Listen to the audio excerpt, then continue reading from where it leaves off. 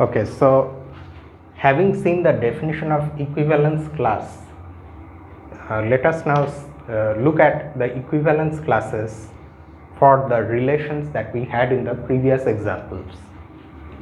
So in example 1,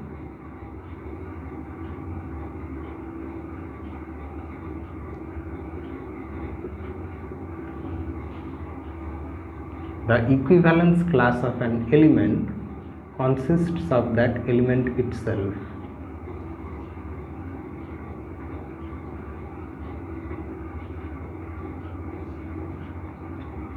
And why is that so? This is because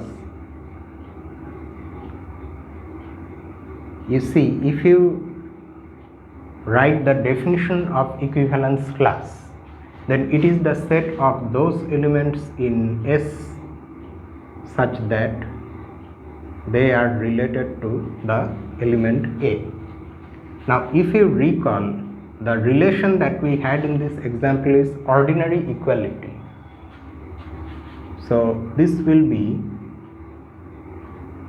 A is equal to X. So this is the set of those elements X which are equal to A. That means it will consist of only A.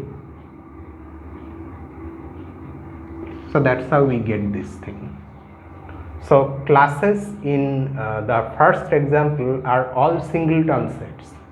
The element for which we are calculating the equivalence class, that will be the only element in the class. Okay.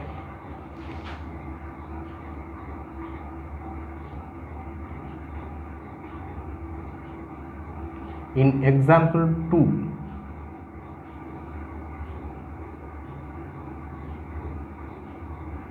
we claim that class of 0 and class of 1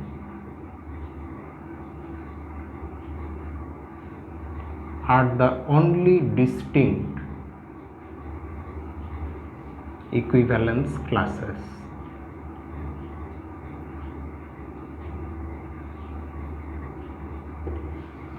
And we will now prove this claim. So in this claim, here you see in the previous one, how many equivalence classes we have, that depends on how many elements there are in the set S.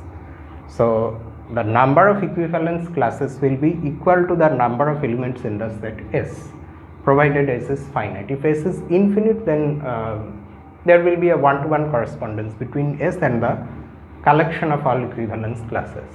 Here, however, in this example, in the second one, if you recall, the example was this: S was the set of all integers, and any two elements A and B in S were defined to be related if and only if the difference A minus B is an even integer. That was the definition, and we in fact showed that in that example itself that this is an equivalence relation. So we are claiming that the class containing 0, the set of all elements related to 0, they form one class. The set of all elements related to 1, they form one class, and these are the only two distinct equivalence classes that we are now going to prove. Okay, so first of all, we have to show that these two are different equivalence classes. They are not the same thing. Note that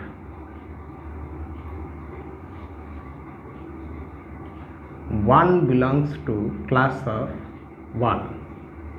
In bracket you can write, since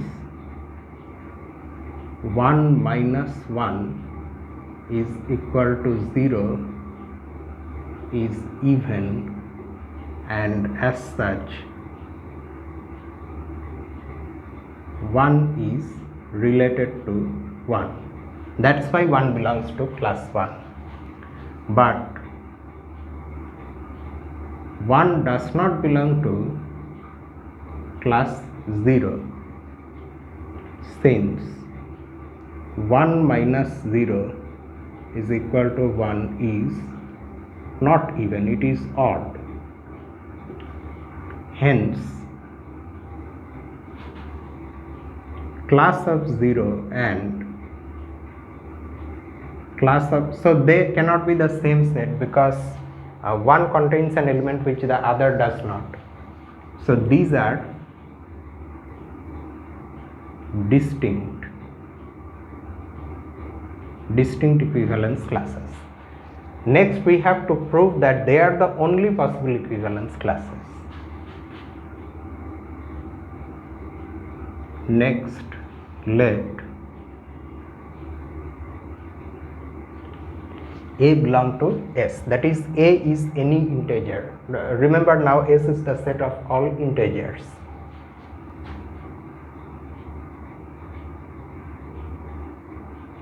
First assume A is even, okay, then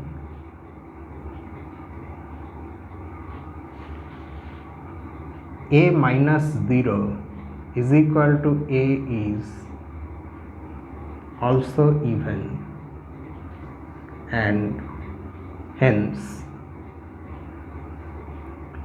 A is related to 0. Okay.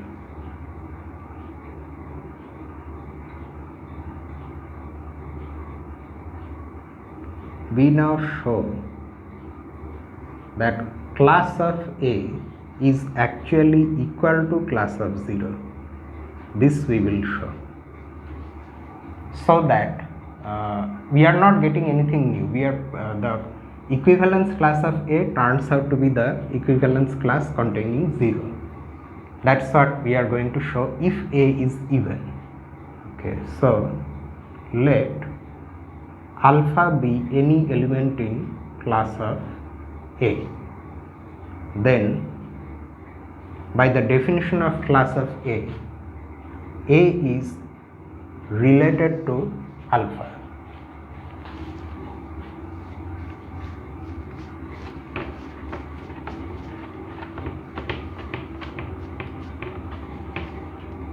Okay, so A is related to alpha. We want to show that alpha belongs to class of 0. So 0 should be related to alpha. From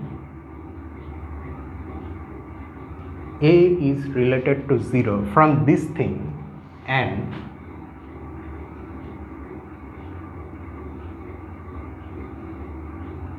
symmetry, because we know that this is an equivalence relation, so this is symmetric.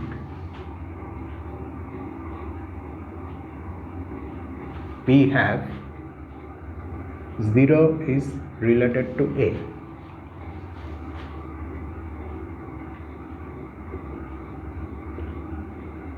Combining this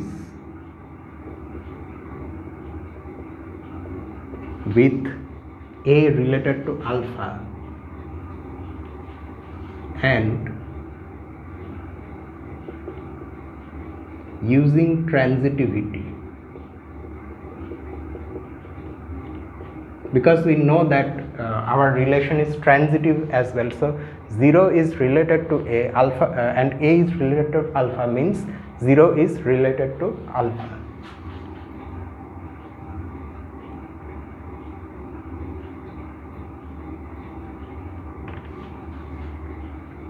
So alpha belongs to class of 0. So any element in class of A is in class of 0. So class of A is a subset of class of 0. Next, let beta be any element in class of 0. You can now pretty much understand how the rest of it will go. Then 0 is related to beta. Okay, so we have to prove that A is related to beta. 0 is related to beta, right? But A is also even. Okay, so we already have this thing. A is related to 0. Using this and 0, we have in brackets you write by transitivity.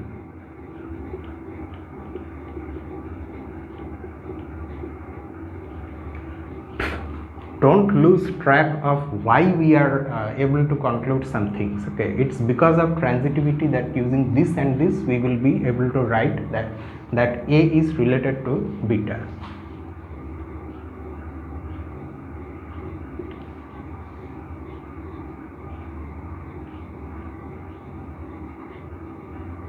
This implies beta belongs to class of A. Hence, any element in class of 0 is in class of A. So, class of 0 is a subset of class of A. So, we can now use this to containments. Thus, A is equal to class of 0.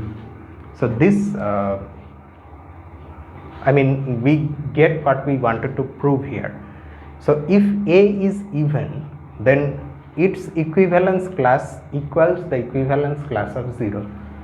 Like that, there is the other case. If A is odd, then we can show that the class of A is equal to the class of 1. That I am leaving to you.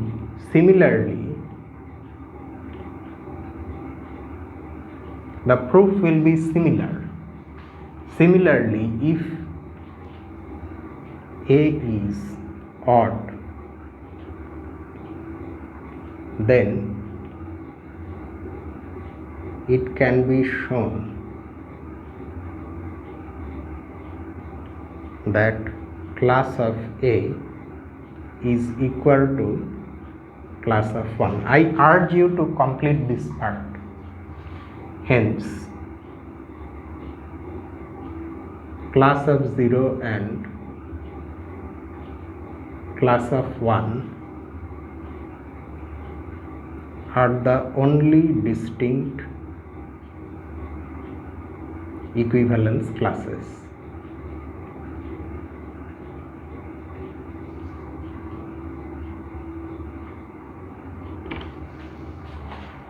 Okay, so that's how we get the two equivalence classes in the second example. The third one is of course the general one involving n in place of 2. That one we are just going to mention. The proof part or the verification part, that is an exercise. We will come across it when we solve the exercises at the end of this section.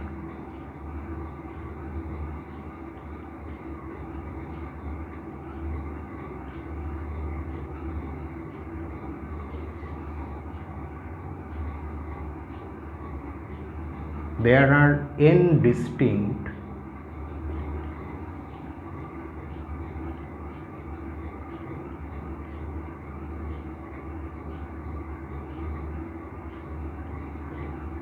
equivalence classes, and these are the classes: class of 0, class of 1, class of 2, etc.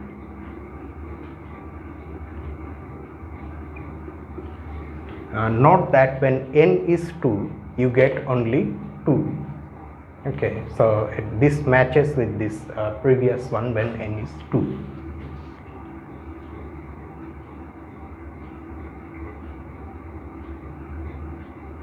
In example 4, I think we considered the set of all triangles in a plane, and two triangles are said to be equivalent if and only if they are similar. Class of A consists of all the triangles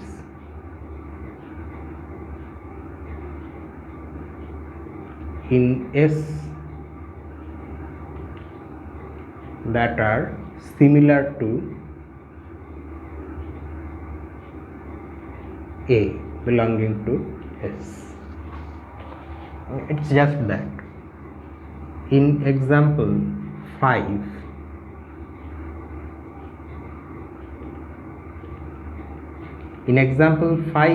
our set S was the set of all points in the plane, and 2 points were said to be similar or equivalent if they are equidistant from the origin. So there was one set of axes chosen beforehand, so that we have an origin, and 2 points will be equivalent if they are at the same distance from the origin.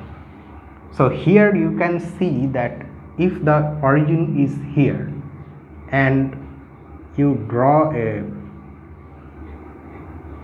circle and your point A is on the circle, then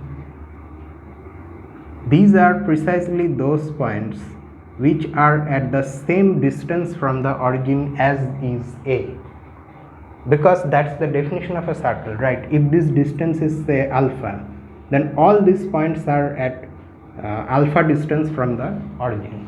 So here the equivalence class containing A or equivalence class of A is nothing but the circle centered at the origin and that passes through A.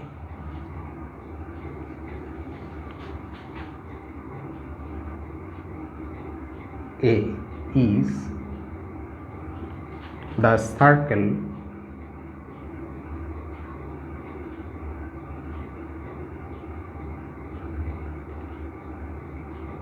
centered at the origin and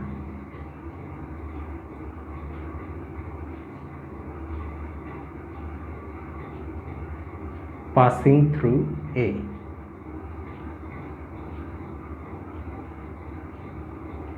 For every A belonging to S. Okay, so these two are almost evident from the geometry of the situation. This, however, we have to prove. We will prove it in one of the exercises. Okay, let me now refill a bit, and then we have actually come towards the end of this section. There is one result which is very important. It's known as the fundamental theorem on equivalence relation. Although the author does not mention this, he just states it as a theorem. The theorem is very important, and we are going to now state and prove the theorem.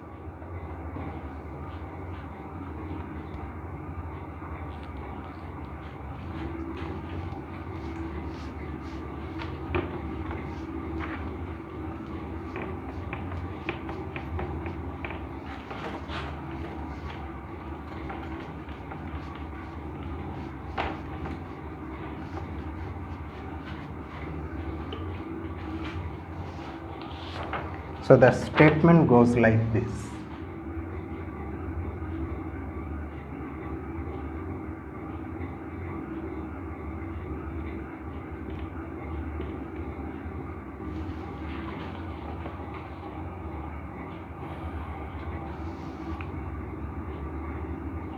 Let A be a set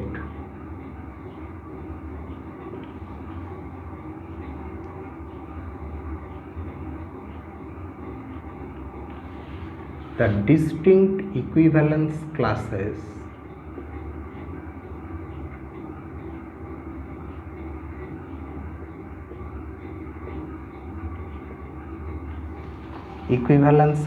of A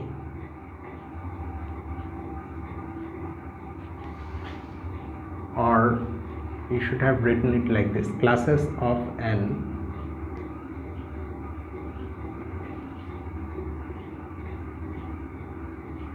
equivalence relation on A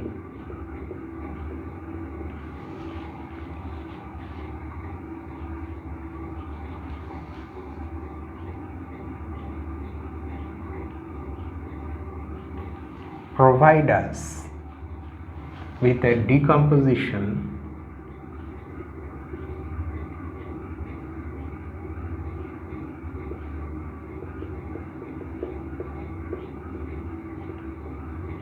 A as a union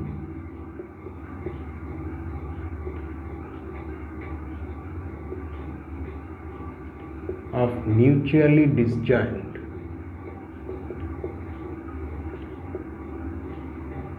non-empty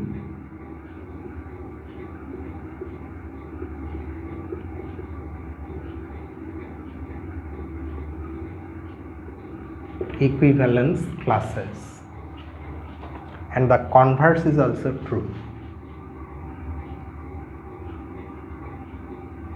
Conversely, if or given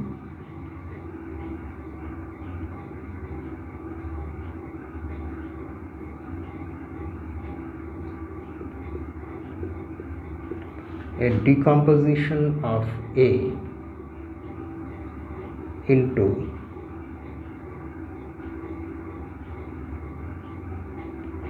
mutually disjoint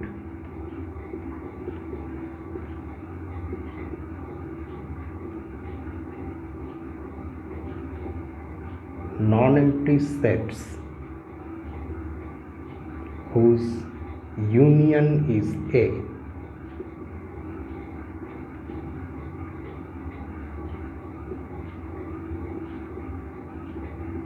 there exists an equivalence relation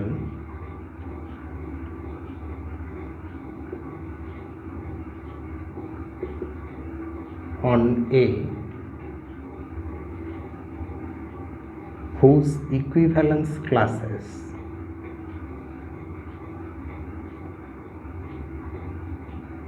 are these sets.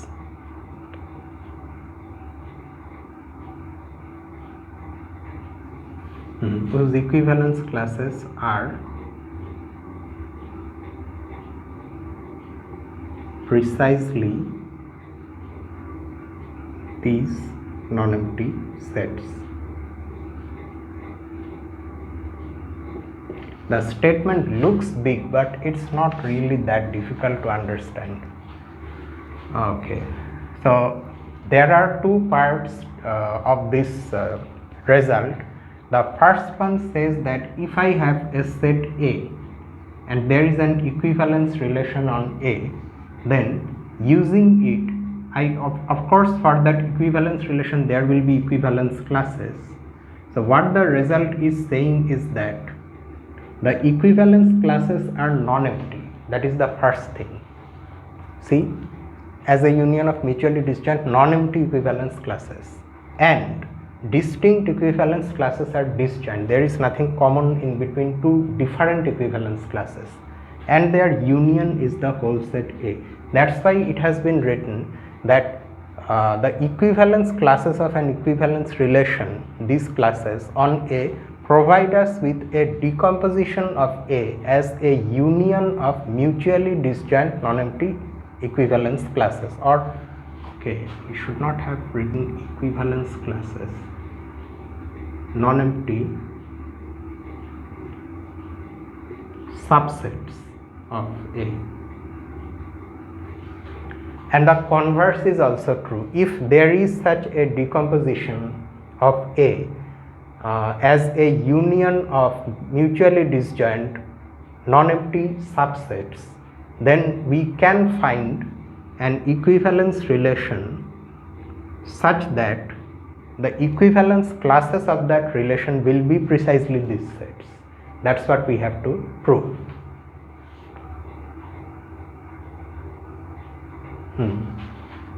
So let us now go through the proof.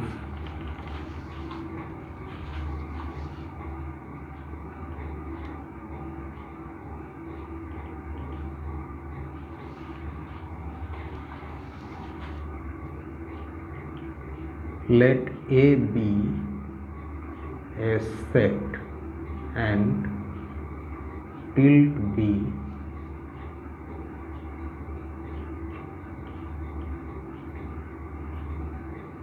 an equivalence relation on A. Okay, So let us first show that any equivalence class is non-empty. Note that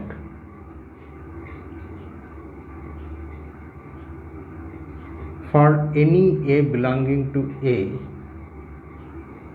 we have A is related to A. This is by the first condition for an equivalence relation, by reflexivity.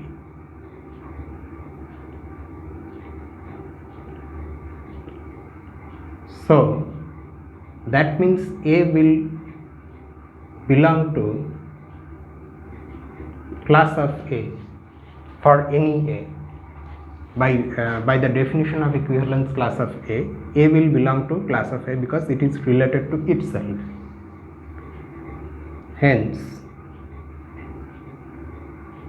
class of A is non-empty for all A belonging to A. So all the equivalence classes are non-empty. Next, let us show that, but we have achieved one more thing. Note that just from this itself, we can conclude this. Also, A is equal to the union of all equivalence classes as A varies over A. Why? First of all, you see, by definition, class of A is what? It is the set of those elements in A. Keep in mind that now the set is not S, it is A, such that A is related to X. Whatever be the thing here, after all, this is a subset of A because this is just some elements of A satisfying an additional condition. So all the classes are subsets of A. So their union is also automatically a subset of A. Conversely, if I take any element in A, then that element belongs to class of A. That means that element also belongs to the union of all the classes. So from this we also get the fact that A is a subset of this. From these two containments we get equality. Okay, so we have proved that A can be written as a union of its equivalence classes under that relation, and each equivalence class is non-empty. So all that is left for us to prove is that two different equivalence classes are disjoint. They have no element in common.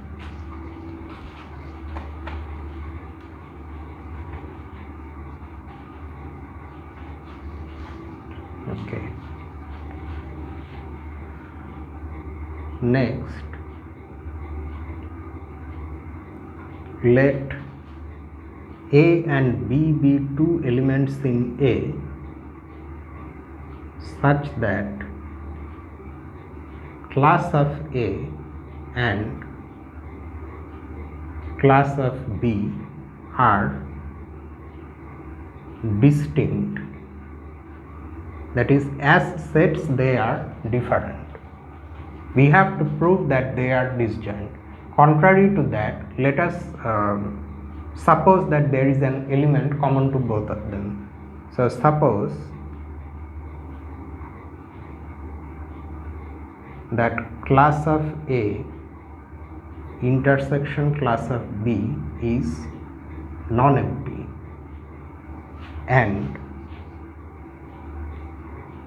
we choose, so non-empty means there will be a common element, some X belonging to this.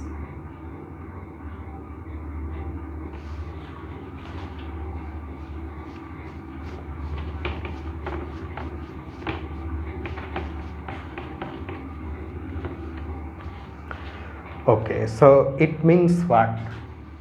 Then X belongs to the class of A and X belongs to the class of B, and so A is related to X and B is related to X. From symmetry,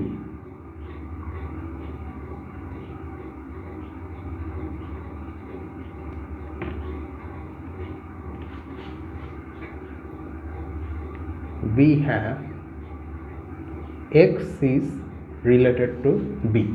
So in place of this we can write this, because the relation is symmetric. Being an equivalence relation, it is symmetric. Next we are going to use transitivity.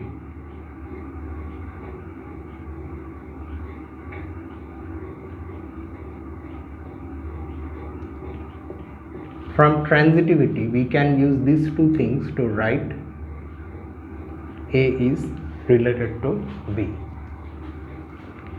Again,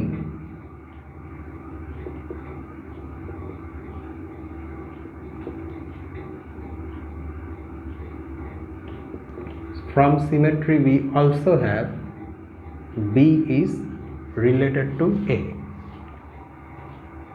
right? Now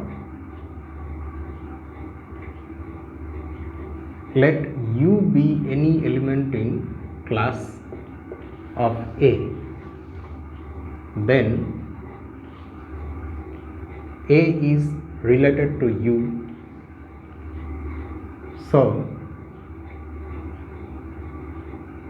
and A is related to U imply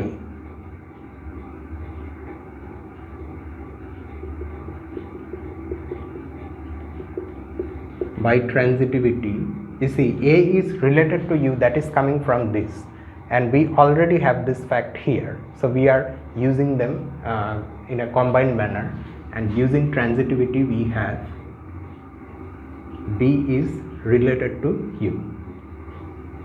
So this means U belongs to the class of B. So any element in class of A is in class of B. Thus class of A is contained in class of B. Next, let V be any element in class of B. Then B is related to V.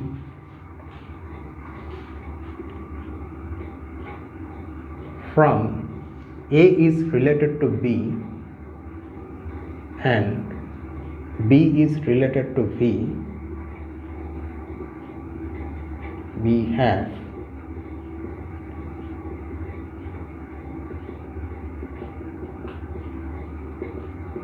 by transitivity that A is related to V. This implies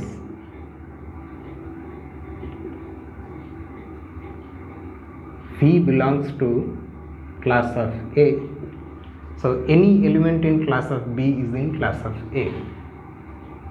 So class of B is also a subset of class of A. Now we combine these two containments. Thus class of A is equal to class of B, and this is a contradiction because we have assumed that these two are distinct.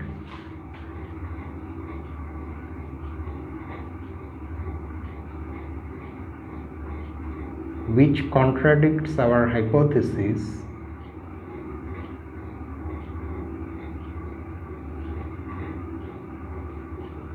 that class of A and class of B are distinct. So that means the supposition that we made here is wrong. This cannot be non-empty, it has to be empty. So our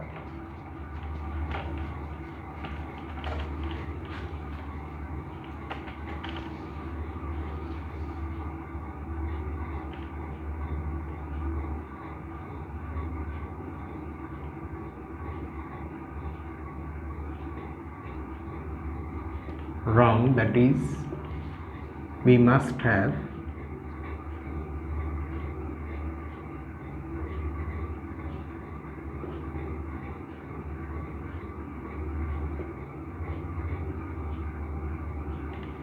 equal to empty. Hence